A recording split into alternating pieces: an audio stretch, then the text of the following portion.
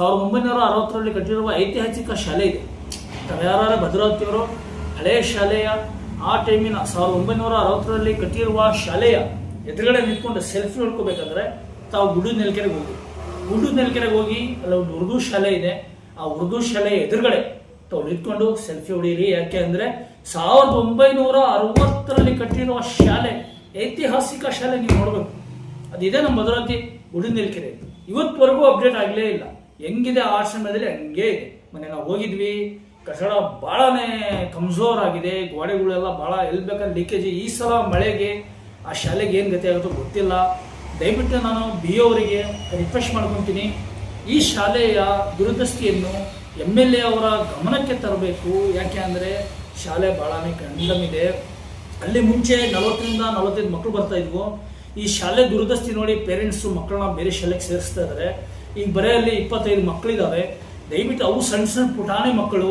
ದಯವಿಟ್ಟು ಈ ವಿಚಾರವನ್ನು ನಾನು ಹೇಳೋದೇನಪ್ಪ ಅಂದರೆ, ಈ ಶಾಲೆಯ ವಿಚಾರ ನಾನು ಅವರಿಗೆ ರಿಕ್ವೆಸ್ಟ್ ಮಾಡ್ಕೊತೀನಿ, ದಯವಿಟ್ಟು ಕೈ ಮುಗಿದು ರಿಕ್ವೆಸ್ಟ್ ಮಾಡ್ಕೊತೀನಿ. ಇದನ್ನ ನೀವು MLA ಅವರ ಗಮನಕ್ಕೆ ತಂದು ಈ ಶಾಲೆಯನ್ನು ಅಪ್ಡೇಟ್ ಮಾಡಬೇಕು. ಇವತ್ತು ಶಾಲೆ ಇವತ್ತಿಗೂ ಹಂಗೆ. ದಯವಿಟ್ಟು ನಾನು MLA ಅವರಿಗಾಗಲಿ ಶಾಲೆ ಬಗ್ಗೆ ನೋಡಿ, ಊರಿನವರು ಸಹ ನಮ್ಮ MP ಅವರಿಗೆ ಹೇಳಿದಾರೆ. ಶಾಲೆಯನ್ನು ಅಪ್ಡೇಟ್ ಮಾಡಲು ಸಾಮಾನ್ಯ ಸಹಾಯ ಮಾಡಿ.